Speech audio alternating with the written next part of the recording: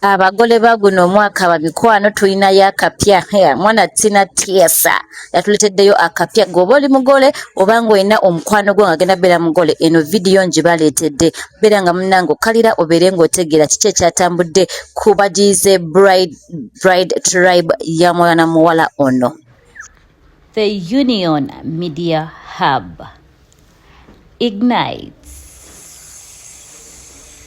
Nkwebaza nnyo okubeera nga weekumiddeko ku The Union Media Hub wano wonna we are all about marriage, faith and motherhood. Yes, fono mukwano ekikwagana ku mikolo, ekikwagana ku bagole, ekikwagana ku motherhood, marriage oba byonna byonna nga bihappinze ku social media tuba tubibaleetera okubeera nga munnange tuba mu kye tubeera nga tufunamu oba nga mbibatuusaako awo wonna. Nkusaba obeere ngu subscribinga oba nga tonaba video gimpereka like ate era ne notification bell togerabira obeere nga munnange buli wentekayo ka video obeera omukwabo abasookera ddala okubeera nga munnange okola ki ogifuna. We twogera nga mwana muwala Tina ono nga ye yali mukozi wa NTV sometime back naye yavaayo nabeera nga munnange atambuza obulamu esaidi ezo. Bwenjogerera nga mwana muwala agenda kubeera mugole wa 2026 naye kakati mukwano atuleteddeyo akapya. Leero bwe twogerera yakoze bride tribe party mukwano baneno nga genda banka banyonyola kategeeza ki akoze bride tribe invitations okubeera nga munnange ayita ba maids emanyi kati kaffe nga abagole tubeera ne ba maids betugenda okubeera nga kola ki batuberekerako ku mukolo gwaffe. Ono yakoze party gagadde okubeera nga munnange agamba bakwano be oba asaba bakwano be, can you be my bridesmaid? Mukwano nze wenkugambira temugenda kutereera, abagole temugenda kubeera nga mutereera kubanga obupya bujja buli kaseera. Kati Tina yageze n'akola bride tribe party. Simanyi oba kati mugenda kubeera nga mumuwona. Abaana bawala bagenda ne babeera nga beeyambala pink. Pink was their theme color. Ne babeera nga n'omugole ayambadde white gown okubeera nga munnange alaga nti ye mugole agenda kubeera alonda abantu bayagala okubeera nga bamuwerekerako ku mukolo gwe oba nga babeera ba maids ku mukolo gwe. Kakati ne mukwano emabegako kaawo twali tulowooza mwana muwala ya getting married naye ngenda byonna byonna mbibanyonnyola mweno vidiyo ey'olwaleero. Ka decoration kabadde kakabi nnyo. Kyenyinza okugamba kayinza okuba nga kuno kwanjula kwa muntu mulamba kwe yatadde mu guno bride price proposal. Nkwano ka decoration kabadde on point. Theme color of course yabadde pink. Mukyala Tina ayagala nnyo color pink era n'abagole be n'abagenyi be yabadde ayise yabagambye bambale pink ne decoration mumulaba ali mu baby pink, which color is very nice, very cute and very elegant. Yes, but munaye mwana we yakikoze okubeera nga asaba banne okubeera nga babukola ki bamuwerekerako ku mukolo gwe oba ku mukolo gw'embaga ye.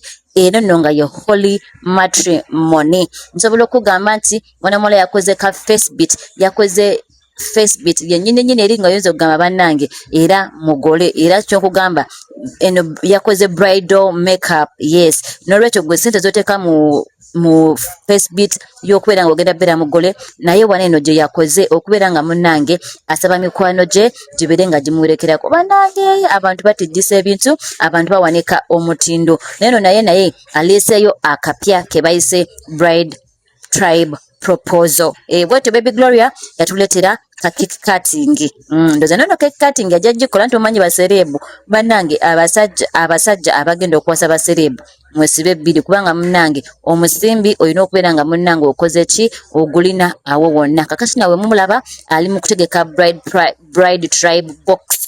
Wano boteekamu obulabolabo bwoyinza okubeera nga munnange owabakwano bo okubeera nga munnange obasikiriza. Of course ne mikwano gyo bomanyi my type of friends n'oteekamu ebintu bye baba baagala. Kati nga gwe oyinza okugamba taddemu ka lip gloss, taddemu lashes, taddemu kwegamba obuntu obuli nice small little things okubeera nga munnange ba girls bwe babikula box eno oba proposal box for your girls nga bakola ki bagisiimira ddala. Ye omuntu ono mukyala ye kino akikoze extra, akifudde extra nnyo. Bw'atyo ne mabega nsobola obbajjukiza nti yakola proposal, balina proposal naye ng'osobola gamba proposal, osobola gamba mukolo oba osobola gamba wedding number era ngenda bangi bayisaamuko awo mulabe proposal ye we yabeera olwo mutegeere lwaki ne kino kibadde nga kiri extra nnyo nnyini ddala. Ono mwana muwala tena bw'atyo proposal yaggwa, bakola proposal ku birthday ye last year.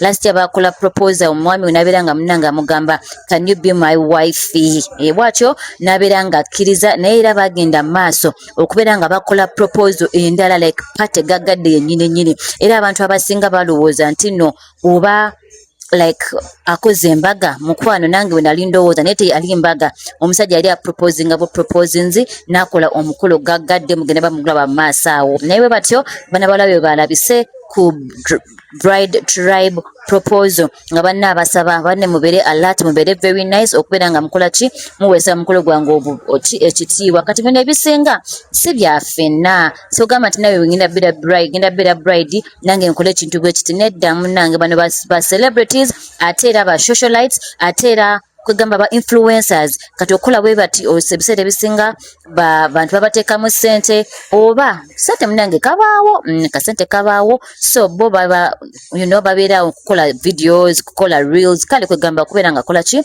balagako wano ne wali, of course nga ba socialites we babeera. Kakati mukwano njagala okujjukiza nti kyolabaawo yali proposal. Kakati nono mwami yasooka nakola proposal eri sacred just ye na mwana muwala yali ku birthday akafaananyi sikabatereddewo naye nga yaliyo proposal nga just the two of them, and of course n'abaliwo ndowooza abatonotono n'amusaba proposal, but they went ahead ne bakola party ne bayita abantu, era abantu bali bayambadde white. Bwati we yalabika nga osobola okugamba mugole ddala ddala. Kyovola abantu abasinga baali balowooza nti mwana muwala yakola ki, yakola dda embaga, takolanga.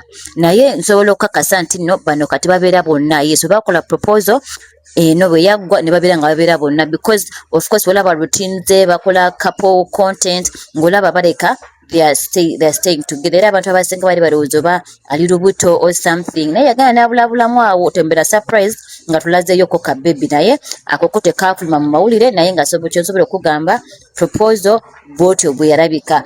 Decoration yekka byonna byonna ebyabeera ku mukolo guno ng'osobola okugamba mbaga maneeno. Abantu balina ssente, kati gwe munnange na kintu wange bino bintu byewanikako, linda bulinzi proposal bagikukolere obeere nga munnange osevinga ssente z'omukolo oba the future, bwe bityo we birabise. Naye nno mwami alayika akasente akalinamu, kubanga munnange tosobola kukola bino byonna just for just mbuki ndozola ne namba z'abantu namba nnyingi, decoration wa bbeeyi ate era ne ssente zereka ezagenda no mu byokulya na buli kimu kiyinza obba nga kyali kikwafu nnyo nyini ddala. N'olwekyo bano bo ba socialites tetubajja beeteekako katubaleke babeere nga bakola ebyabwe. Naye wenjogerera mwana muwala agenda kubeera mugole mu 2026, era agenda kubeera munange ayingira obufumbo obutukuvu obwa holy matrimony bwe tuwagira ennyo wano.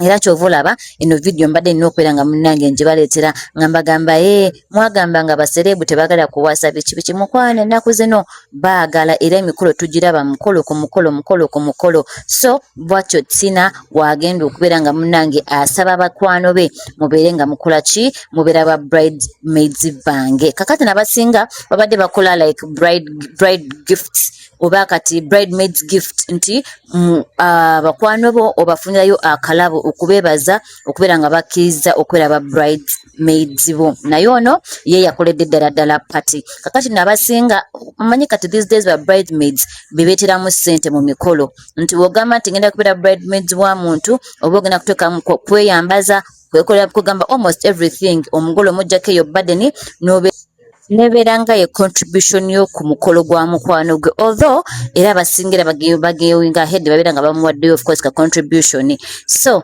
bwe batyo nabeera nga omugole attracting some cute gifts eri bakwano be. Naye ono ye yakoze party nakola photoshoot ate olaba ne gown ayambadde. Kati ono mwana muwala olabikidde bw'ati ku just bride tribe propose. Kati olwo ku mukolo anaalabika atya? Bwe batyo era ne guests be bayambadde pink era balabise bulungi ku photo booth, ndowooza balaba bawala si ba 10, era bonna banyumye bafollowinga theme ate buli muwala azze ku mukolo guno manya ka makeup kaba kakoze eki kaba kalumye wabula naye kati sente ziba zispendingiddwa wano ogenda bugenze ku propose naye olina okubeera ng'onyerera kubanga oba omanyi snap egenda kubeera nga snap bano ba socialites bo balina okubeera nga buli kimu kiri on point nga beemulisa era ndowooza kisinga okubeera eyo kuba kukwata content nakubeera nga munnawe okola ki olagako oba ng'okakasa obumere bubalidde bumere bwa bazungu nga mubulabaawo naye munnange nkujjukiza mukwano nti ka subscribe button ako obeera nga munnange okanyiga beera part of this community nze nakugambye we bring content about marriage faith and motherhood bino bino byebitambudde ku social media nga bikwatagana ku marriage bikwatagana ku churches ebigenda maaso mothers oba motherhood mba bibaleetera kati oba oyagala such content ka subscribe button bera gokatekako ate nkusaba video jimpereka like ebere ngetambula oba ngetuuka wonna wobooli kakati mukwano oba era ng'oli mukwano gwa Tina muno mukwano bera ng'omugamba congra baby girls congratulations zo zimuta mu comment section awo kati kankubuuze bw'oba ng'oli mugole wandikoze something like this is it something you can do oba ogamba bino kati birekere baneeno ba socialites ffe tugende mu normal things tukole okukyala kwaffe tukole okwanjula kwaffe tugende ne mu mbaga naye nga ye mwana muwala bw'atyo bwe yalabise mikwano gye ndowooza mugiraba gyanyumye nnyo nyini ddala ka makeup kabadde nga kabatuddeko n'abeera nga bw'atyo wagambye mbu nno she's ready to be the bride of 2026 mukwano ekintu munange oba nga omwami asazeewo abeere nga akikutukuzisa bwotyo weeyagale era abagole miramba encouraging enjoy the moment beera nga munange kana akaseera okanyumirwa okubeera bride manyo there is a way wobeera special so enjoy every moment ey'okubeera bride if you are era wobanga nawe ogenda beera bridesmaid tokalubiriza mugole bannaye waliwo abagole abamu ba bridesmaids abamu nga bo bannaye bakalubo omugole ayagala kano kaviri ke mubamukola gwe n'oleeta emputtu oyagala kalala bannange nammwe mubeere nga mukola ki mwekakkanya mubeere nga mukola smooth running of the mukolo so mwana muwala bw'atyo bw'alabise oba bride tribe proposal bwetyo bwe yagenze nga zo ssente zalabikiddwamu nga zaspendingiddwa bana bawala banyumye balabise bulungi makeup was on point everything was on point so bwekityo mwana muwala we yakitulaze n'agamba nti I can't wait to be the bride of 2026 tena tugamba nti congra katukusabira ebirungi byereere tukimanye mbu ku social media kubeerako evil eyes kubeerako abantu bataagaliza naye tukubika musaayi gwa Yesu ekintu kikutambulire era kikunyumire nga wookyagala kakati no nyinza okugamba nti bwekityo bwe kyatambudde eluuyi eyo omugole bw'atyo nga vibingamu era nga munange alabise bulungi nnyo bwekityo bwe kyatambudde eluuyi eyo era nkugamba nti kujjukiza subscribinga ate era beera nga weekuumiddeko ku The Union Media Hub waneeno ku YouTube tuleeta content ow'enjawulo ddala akwatagana ku bufumbo gwe buli mukolo gwali obuliddeko ng'ogwagala oba nga wagumisinga wansi awo gye guli baserebu bamwe bonna gye bali ate era mbadeeta update ku bagole baffe kye babaako eluuyi oba sides eyo Tina congratulations we can't wait for the mukolo era bannaye omukolo nange ngwesunze kubanga nkimanyi gugenda beera masavu so n'aba brides mbagamba beera nga munange appreciatinga ku ba bridesmaids bo kibazaamuko ku maanyi oba kibeera nga kola ki kibasanyusa byebyo nno bye mbaleetedde olunaku lwaleero do all the nice stuff, like, comment, and do all the nice stuff. I'll see you in the next video. Kambagambe nti bye bye for now. Muberenga munange munyumira video eno kamba like tekeko kamba tereko sound mulabe omukolo we yagenze nga munange bakola ki be hyping abasinga ndo bano bachala babagaga be rich wives of Uganda nga nange mwendi nange ndimwe no kiriki aba rich wives of Uganda so abashononye bakwana by the batali married naye nga basinga bali married so ndoza badde inspired bagamba munange mulira goyita naye nkubulire munange so abakwana basinga era aba Beryl abo ba Temugisha abasinga bonna batala bafumbo which means bam inspiring okubeera nga munange joininga bride tribe bwatyo Tina bwalabise. I'll see you in the next video. Bye bye for now. naye nga oba olinayo omugole beera ng'omujjukiza ng'abeera nga looking out for like gy'agenda okukolera omukolo kubanga weather yo egenda beera nga ekyukakyuka. Abagole baffe abaagula omwaka basigaddeyo beera nga munnange weegendereza oba otadde omukolo mu gardens omanye nti enkuba enaba etonya mu guno omwezi biro ebintu ebimu byolina okubeera ng'ogoberera nga tonaba kukola ki kubeera ng'otegeka mukolo ono ogugwo gwabadde mu gardens kubanga season tebadde mbi akasana kabadde kalungi which means abadde afuna good lighting afuna space nga abantu tebakola ki tebeenyiga. N'olwekyo oba nga gwe okukola omukolo bino byonna ebintu olina okubeera nga munnange obitunuulira okubeera nga weather kitawaanya mikolo gyo decoration awamu n'abagenyi bwe okubeera nga musumbubizibwa oba ng'oli ku pressure enkuba enetonya oba tetonye. N'olwekyo kugamba nti oba ogenda okukola omukolo oba nga namukwano gwagenda okukola emikolo bino byonna mulina okubeera nga mubitunuulira so that you plan accordingly. Mwana tena bwatyo bwe yalabise ne decoration we bwatyo bwe yalabise katubeere nga mune tubawulira nga bavibinga kubanga yatugambye nti no abagole bonna nga we yabasabye oba emikono gyo gyonna nga we yagisabye okubeera ku bride kubeera ku entourage ye bakkiriza era yagambye nti all my bridesmaids said yes to the proposal. So byebyo ndowooza nako kambadde njagala okukayisaawo mukategedde naye nga munamuwala yalabise bulungi nnyo nnyini ddala.